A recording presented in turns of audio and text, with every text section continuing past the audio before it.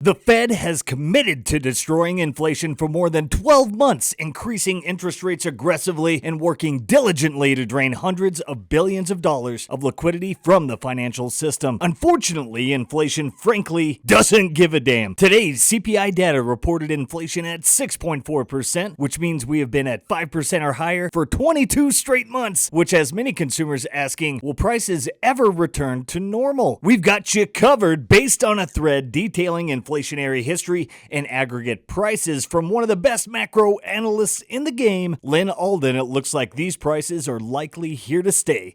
Let's check it out. Here we begin with Lyn's thread after the dust settles from a major event, whether inflation was just caused by temporary supply shocks or by monetary debasement, is answered by one key test. Did aggregate prices go back to their previous level or no? Enter World War I.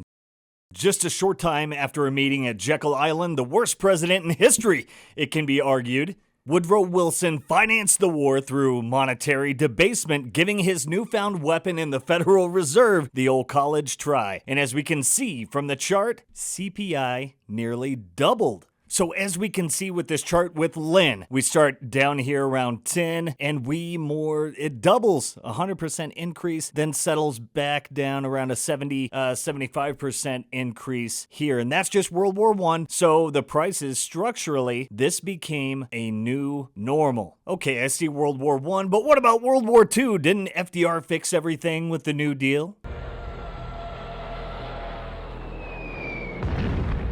Well, World War II and Mr. New Deal for America, it's of no surprise you'll find that FDR idolized Woodrow Wilson and the money printer, sending it into overdrive for the New Deal and public works programs, along with social welfare programs. Now, many will say this policy of FDR's and the war got America out of the Depression, and this is a farce. It wasn't until 2 years after the war in 1947 that the economy began picking up steam. Why? And you don't have to take it all from me. Let's go to the Foundation for Economic Freedom. And at the bottom of the article, in short, because we'll have to do a whole episode to cover the Great Depression and what really happened there, but wars aren't cures for depression. They simply divert manpower and resources away from what consumers want to what government wants to win their conflict. FDR's New Deal prolonged the Depression, and the economy didn't collapse after World War II because reductions in federal spending and taxation encouraged entrepreneurship. So because no more war spending and macro military industrial complex broken window fallacy with war and Keynesian belief that spending is spending. No, when people weren't taxed 90% anymore and the public works programs ended, along with the war ending, a near 70% reduction in government spending over a 2-3 year span, this got the government off the back of the people and set them free economically, and this is what ended the Depression. It can be argued the government interventions actually lengthened and caused more devastation, as we saw from the article. But that's for another time. Now let's get back to Lyn's thread here. So we got World War II, and we can see these three inflationary spikes and peaks, almost parabolic in nature. And then we go down two prices. And again, you look at the spikes in the chart, and then over that span, CPI increased 90% over 12 years. And again, if we look at the chart, there's this new normal, and then another crisis takes hold, which we're going to have to take a look at. And that crisis was that of the 1970s oil price shock and the oil embargo.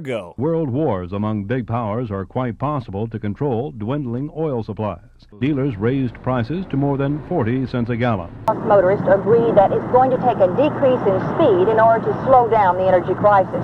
Schrader has urged the city council to reduce speed limits from 60 to 50 miles an hour. Slow down to 50 miles an hour? No. Why not? Because it's stupid, and I just missed the light. I mean, a total blackout of all professional football. Again, three inflationary spikes and peaks, parabolic in nature, and the oil shock and embargo, a great example for anyone out there on why protectionism doesn't work. Case in point, right there. And you can also see how the trade deficit expanded after more recent U.S. protectionist policies as well. But rapid, parabolic inflationary spikes, and when the dust settled, consumer prices were up 237% in a 2-decade period. Absolute madness. This is theft of your time, energy, and value. The state through fiat is proof of staking you to death and slowly bleeding us dry. I think Giga Chad Michael Saylor put it best. But the real world is we use currencies and we use properties instead of having true money. So if you use the dollar and we trade it, it loses 7% of its value a year, except for the last 2 years when it loses 20% of its value a year. But that's the best anybody's going to get, because if you're trading in pesos or you're trading in Nigerian currency right now,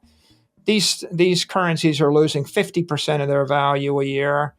And so this is the same as you're an athlete, Peter, and I bleed you a pint of blood every year, and it takes you about 4 weeks to recover. And so you don't run the marathon in the 4 weeks after I bleed you. That's like 5% inflation. But, what happens when I bleed you a pint of blood every month? Right? Now you're just getting bled to death. Yeah. This is the same thing as when you're in a car accident and you open an artery and you're literally bleeding out on the pavement. Well, eventually when you bleed out, your brain stops, you get a heart attack, your lungs don't work, you suffocate. Yeah. System collapse. So what's the fundamentals of triage, which is first, stop the bleeding. I see you there. It doesn't matter your arm is broken, right? What matters is, first, are you breathing? And make sure there's oxygen. And then second, stop the bleeding. And then we can work on the rest of you. So I think that inflation, monetary expansion is bleeding to death. We just saw a country collapse, Sri Lanka. Yes. Just collapsed about a month ago, literally. And the currency stops. And when the currency stops, you can't buy energy. And that, they have an edict where they say private citizens can't buy gasoline anymore.